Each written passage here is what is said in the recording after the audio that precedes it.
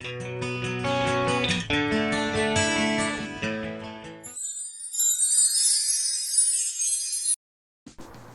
Friends, இது உங்கள் ஸ்நேகிதி. இன்றைக்கி இந்த வீடியோவில் நம்ம பார்க்க போகிறது லெஃப்ட் ஓவரில் பண்ணக்கூடிய ஒரு ரெசிபி. அதாவது லெஃப்ட் ஓவர் சப்பாத்தியில் பண்ணக்கூடிய ஒரு ரெசிபி. இப்போ வந்து சப்பாத்தி பொதுவாக வந்து மிஞ்சி போனால் எல்லோரும் மோஸ்ட்லி வந்து சப்பாத்தி நூடுல்ஸ் மாதிரி பண்ணுவாங்க. ஸோ அதையே வந்து ஒரு ட்விஸ்ட் கொடுத்து ஒரு எக்ஸ்ட்ரா ஐட்டம் ஆட் பண்ணி எப்படி ஒரு டிஃப்ரெண்ட் டேஸ்ட்டில் பண்ணலாம் அப்படிங்கிறது நம்ம இந்த வீடியோவில் பார்க்கலாம். இந்த ரெசிபி ரெடி பண்ணுறதுக்கு நான் இப்போ ஒரு பேனில் ஒரு 3 டேபிள் ஸ்பூன் ஆயில் ஊற்றி ஹீட் பண்ணியிருக்கேன். அதில் 4 பெரிய வெங்காயம் கட் பண்ணி வச்சுருக்கேன், அதை ஆட் பண்ணிக்கிறேன். இது வந்து ஸ்லைஸ் பண்ண ஆனியனாகவும் நீங்கள் யூஸ் பண்ணிக்கலாம். ஸோ இந்த ஆனியன் வந்து நல்லா ஃப்ரை ஆகணும். கிட்டத்தட்ட நல்லா கோல்டன் ப்ரௌன் ஆகிற வரைக்கும் நல்லா ஃப்ரை பண்ணிக்கோங்க.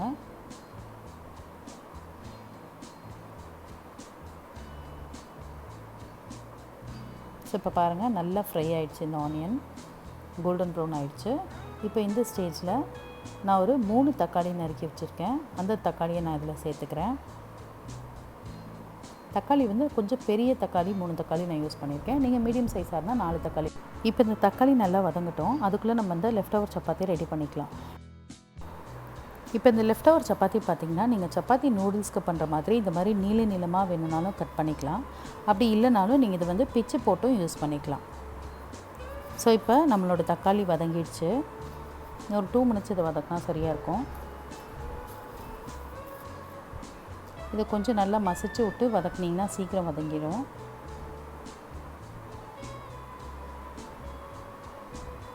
இப்போது இதில் வந்து இதுக்கு தேவையான அளவு காரத்துக்கு ஏற்ற மாதிரி மிளகாய் தூள் சேர்த்துக்கிறேன், மல்லித்தூள் சேர்த்துக்கிறேன். இதுக்கு தேவையான அளவு உப்பு, அதோடு இதுக்கு தேவையான அளவு கொஞ்சமான கரம் மசாலா எல்லாத்தையும் சேர்த்து நல்லா வதக்கிக்கோங்க.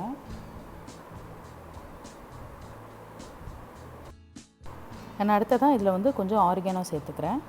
அதோடைய 1 டேபிள் ஸ்பூன் பட்டர் சேர்த்துக்கிறேன். ஸோ இதையும் நல்லா சேர்த்து மிக்ஸ் பண்ணி வதக்கிக்கலாம்.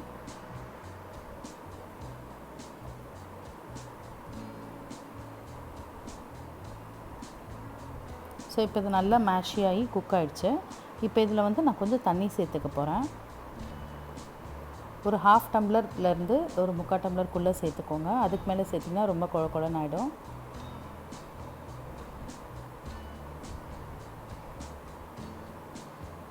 ஸோ இந்த மாதிரி கன்சிஸ்டன்சிக்கு வந்ததும் நம்ம கட் பண்ணி வச்சுருக்க சப்பாத்தியை வந்து அதில் சேர்த்துக்கலாம். நான் எதுக்கு இதில் தண்ணி சேர்க்குறேன் அப்படின்னு பார்த்தீங்கன்னா, இந்த சப்பாத்தி வந்து நீங்கள் மார்னிங் போட்டதாக இருந்தால் அது வந்து ரொம்ப ஒரு மாதிரி ஹார்டாக இருக்கும். என்ன தான் நீங்கள் சாஃப்டாக போட்டிருந்தாலும் அது வந்து ரொம்ப டைம் ஆச்சு அப்படின்னா நமக்கு வந்து சாப்பிட்றதுக்கு கொஞ்சம் கஷ்டமாக இருக்கும். ஸோ அதனால் நம்ம இந்த கிரேவியில் கொஞ்சம் தண்ணி ஊற்றி கொஞ்சம் கொதிக்க விட்டுட்டு அதுக்கப்புறம் இந்த சப்பாத்தியை போட்டு அதில் மிக்ஸ் பண்ணோம் அப்படின்னா அது ஒரு சாஃப்ட் கன்சிஸ்டன்சி கிடைக்கும். ஸோ அதுக்காக தான். ஸோ இப்போ இந்த சப்பாத்தியை நல்லா மிக்ஸ் பண்ணிவிட்டு இந்த சப்பாத்தி நல்லா அந்த ஃப்ளேவர் நல்லா அந்த ஜூஸி டொமேட்டோட ஜூஸ் அந்த கிரேவியோட ஜூஸ்லாம் இதில் இறங்கினதும் இது வந்து பார்த்திங்கன்னா கொஞ்சம் சொதன்னு இருக்கிற மாதிரி இருக்கும். ஸோ அந்த இஷ்யூவை சரி பண்ணுறதுக்கு பார்த்திங்கன்னா நான் இதில் பிரெட் ஸ்லைசஸ் ஆட் பண்ண போகிறேன். ஸோ இதில் வந்து ஒரு 3லேருந்து 4 பிரெட் ஸ்லைசஸை வந்து அப்படியே ராவாக பிச்சு போட்டு அதை வந்து நீங்கள் இந்த சப்பாத்தியோட அப்படியே மிக்ஸ் பண்ணி ஒரு 2 நிமிஷம் வச்சுருந்துட்டு அதுக்கப்புறம் அதை நீங்கள் ஆஃப் பண்ணிட்டீங்க அப்படின்னா கரெக்டாக இருக்கும். ஸோ இந்த லெஃப்ட் ஓவர் சப்பாத்தியில் பார்த்திங்கன்னா நீங்கள் ரெகுலராக நூடுல்ஸ் மாதிரி பண்ணாமல் இந்த மாதிரி பண்ணி கொடுத்தீங்க அப்படின்னா இது வந்து எல்லாருமே சாப்பிட்ற மாதிரி இருக்கும். பெரியவங்களும் சாப்பிடலாம், சின்ன பசங்களும் சாப்பிடலாம்.